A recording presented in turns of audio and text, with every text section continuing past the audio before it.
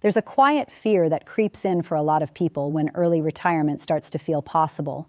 It doesn't always show up as panic. Sometimes it sounds almost harmless, like a whisper asking whether freedom is real or whether it's just a beautiful mistake. And once that whisper gets into your head, it can quietly follow you everywhere. Before we continue, if you haven't hit that subscribe button yet, this would be a really good time to do it. I've got a lot more of these waiting for you. The real question isn't whether $2 million sounds like enough. It's whether your income can safely support your life at 50 without turning every year after that into a stress test. Think about retirement like a house before you think about it like a bank account. When you walk into a house, your eyes go to the furniture, the paint, the light coming through the windows.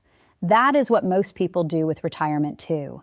They look at the account balance because it is visible, easy to compare, easy to judge. But the thing holding everything up is not the couch or the dining table. It is the foundation under your feet. Your income floor works the same way, strong, underground, almost invisible, but quietly holding up the life you want to live. Most people walk into retirement focused on account balances. They look at their 401k, their IRA, their savings, and they ask, is this enough? And if the number doesn't feel big enough, they feel behind, even if they have something incredibly valuable sitting right in front of them. The goal of retirement is not wealth, it's income. That matters even more when you want to retire at 50, because now you're not just asking whether you can stop working. You're asking whether your money can carry you through a very long stretch of life, through market drops, rising prices, health surprises, family changes, and the weird emotional shift that happens when a paycheck stops showing up. Here's the thing. Most people are being told they are behind when they're not. But the opposite is also true. Some people are being told they are safe when what they really have is a fragile plan dressed up as confidence. Imagine your retirement in two piles. Not one giant number, two very different piles. Pile 1 is income that shows up no matter what. Social Security later on, a pension if you have one, rental income if it is stable, maybe a small annuity, maybe part-time work you actually enjoy. Pile 2 is your savings, your investments, your accounts, the pile that moves up and down with headlines and emotions and all the silent pressure of the market. Most people stare at Pile 2 so long that they forget Pile 1 even exists. And yet Pile 1 is often the invisible asset that gives people the most peace. Now, when you're retiring at 50, Pile 1 usually starts smaller, maybe much smaller. Social Security is still in the future. A pension may or may not exist. So the conversation gets more serious, not more dramatic, just more real. The question becomes, how do you build enough certainty between now and the day more guaranteed income arrives? It's not pessimism, it's realism. And in this case, realism isn't negative, it's empowering. Let's meet two people. The first one, let's call him Frank. Frank is 67. He spent over 3 decades working a steady, dependable job. Nothing flashy, no big windfalls, just consistency. If you saw him walking down the street, you wouldn't think, there goes someone financially secure. You might actually think the opposite. Frank lives in a modest home. He drives an older car. And if you looked strictly at his savings, you'd probably panic for him. Because Frank has around $140,000 saved. By the standards you've been taught, Frank is behind.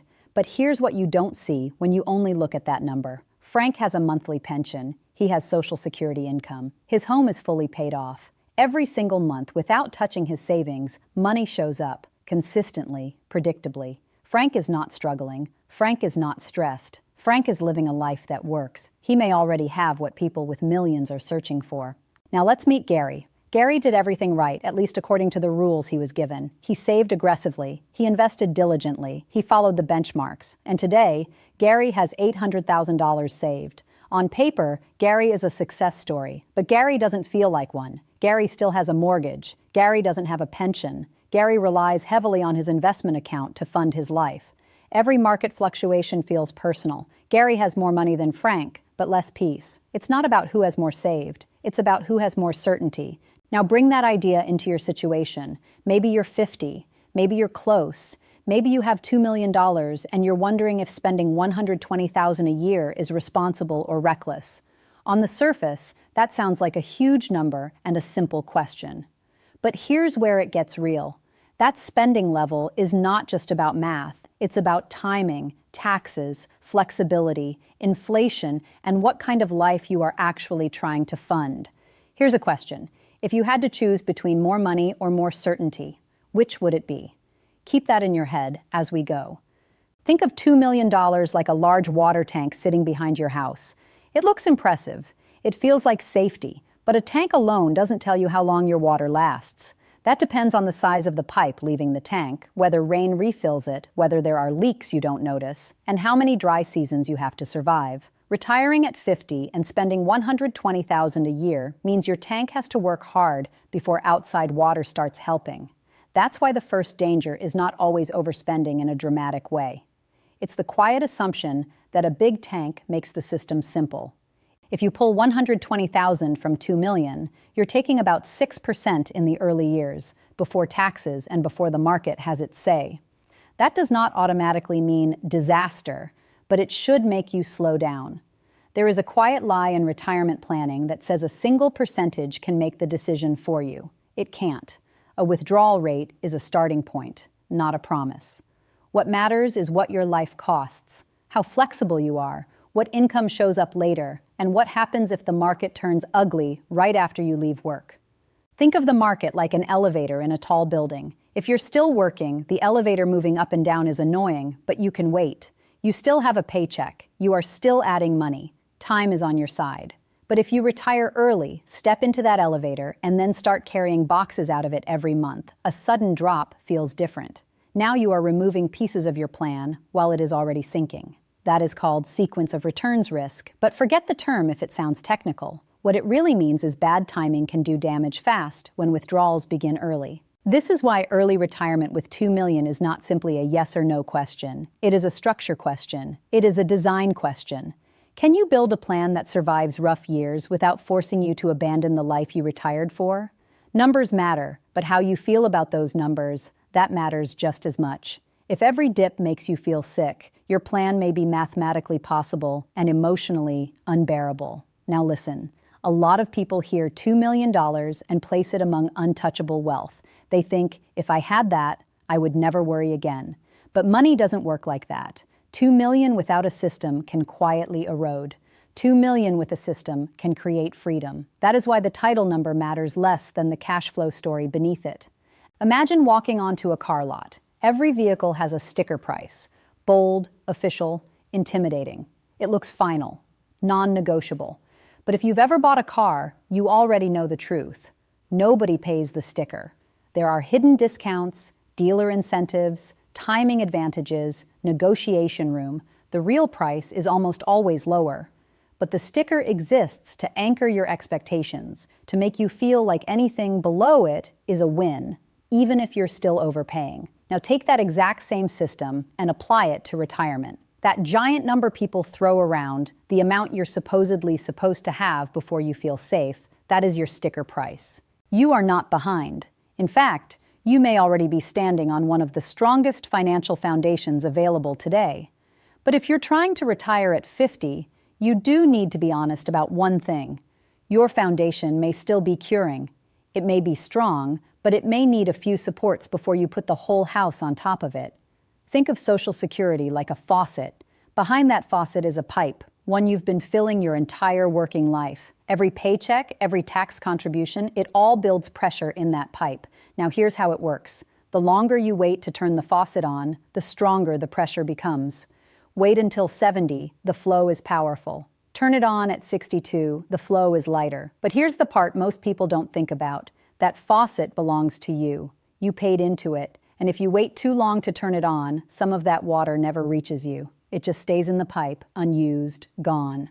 The question isn't what's the best age. It's what's the best decision for your life right now. If you retire at 50, Social Security is not an immediate income source anyway.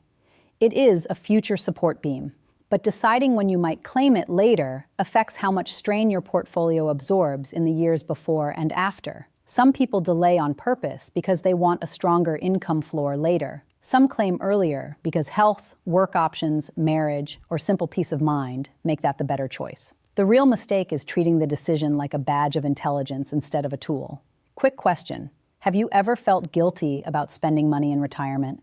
That feeling shows up more than you think. That guilt matters because spending from investments feels different than living on a paycheck. When you are working, money arrives and then you use it. In retirement, especially early retirement, you often watch the account balance fall while hoping growth catches up later. Even if the plan is sound, the emotional experience can be surprisingly heavy.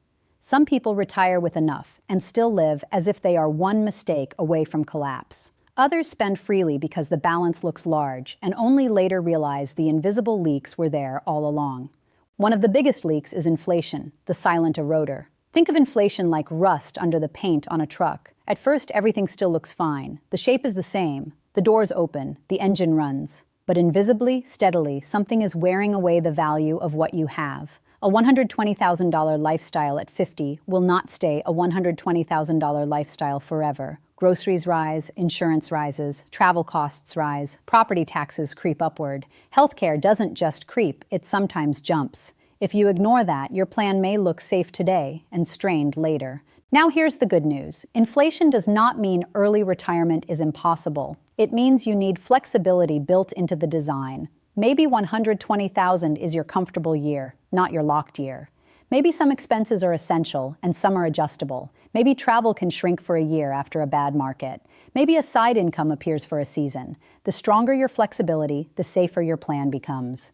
Think about spending like a dimmer switch, not a light switch. A lot of people plan as if retirement spending is either fully on or fully off, like you either spend one fixed amount forever or the whole plan fails. Real life is not like that. In real life, you turn things down in some seasons and up in others. You skip a big trip one year, you replace the roof another year, you help a child, you care for a parent, you stay home more than expected. You discover hobbies that cost less than your old work life. Flexibility is not a weakness in a retirement plan. It is one of the quiet strengths that keeps the whole thing alive. Let me ask you something. Do you know what your monthly income will actually look like when you retire? Be honest with yourself. Because this is where many smart people drift into fantasy without meaning to. They know their account value. They know roughly what they hope to spend. But they haven't turned the whole thing into monthly life.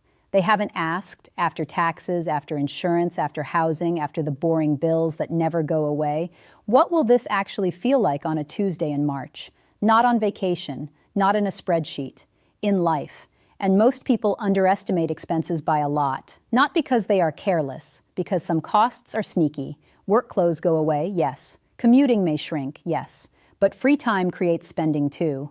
Home projects suddenly matter. Family visits happen more often. You go out for lunch because you can. Health costs slowly raise their hand. A car lasts until it doesn't. A pet gets older. Life keeps sending invoices. The problem isn't that retirement is expensive. The problem is that real life doesn't care what your estimate said. Now let's talk about pensions for the people who have one, because this is where people often undervalue something extraordinary. A pension is like owning a fruit tree in your yard. Every season, fruit shows up. You don't have to sell the tree to eat. You don't have to stare at the weather report every hour. You just harvest what it gives. That reliability has a value that many calculators silently ignore because they are obsessed with account balances. The person with a smaller portfolio and a solid pension may be standing on a much stronger financial foundation than the person with a giant balance and no guaranteed income at all. If you are lucky enough to have a pension later, include it honestly in your picture. Don't treat it like background noise. It may be the invisible asset that allows the rest of your money to breathe. And if you don't have one, that's fine too. It simply means your portfolio has a harder job and your spending plan needs sharper attention. Here's something to think about. If you found out today that you're actually on track, how would that change your week? Let's bring in the spouse question, because early retirement decisions rarely belong to one person alone. Think of a plan like a tandem bicycle. It only feels smooth when both riders understand where the road goes and who keeps pedaling if one gets tired. If one spouse dies early, the household income can change overnight. One Social Security check may disappear or shrink. A pension may continue fully, partly, or not at all, depending on the option chosen. Expenses may fall a bit, but they usually do not fall by half. Housing, utilities, taxes, repairs, insurance, those things quietly stay on the bike. Here's a question for the married folks. Have you and your spouse ever actually talked about what happens if one of you is gone?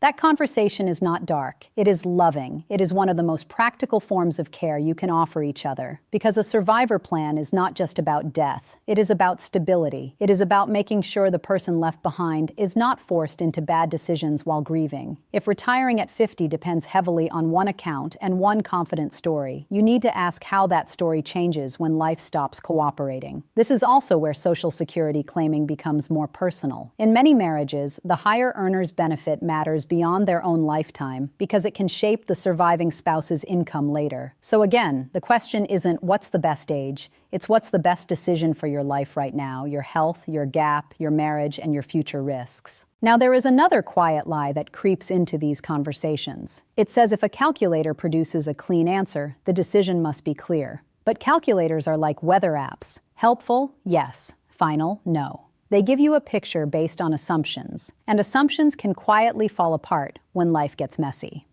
The Social Security Administration once offered a simple break-even calculator that people used to compare claiming ages.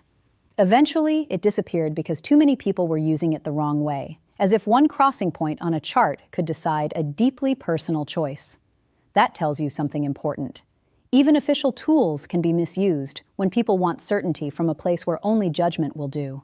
Think of calculators like maps in a glove compartment. They can help you see the route. They cannot tell you whether the bridge is closed, whether your passenger gets sick, whether you decide to stop for a while, or whether the road you thought you wanted no longer feels right. So use tools, yes, but don't hand them the steering wheel. I want to ask you something personal. Have you ever avoided opening your retirement statements because you were afraid of what you'd see? If you have, you are not broken. You are human. Money carries emotion. It carries old fears, family stories, pride, shame, hope, regret. And early retirement turns the volume up because the decision feels permanent, even when it often isn't. People think the moment they retire, the door closes behind them forever. Sometimes that is true. Often it isn't. Some return to part-time work. Some consult. Some create income on their own terms. Some simply spend less than expected and realize the plan had more margin than they thought. That is why I want you to stop measuring yourself against everyone else. Stop feeling behind and start focusing on what truly gives you freedom. Freedom is not the size of your pile by itself. Freedom is knowing how your life gets paid for, knowing what can change and knowing what cannot. Let's come back to the title idea directly. Can you retire at 50 with $2 million and safely spend $120,000 a year? Maybe, possibly even comfortably. But not because the headline sounds impressive, only if the rest of the structure supports it.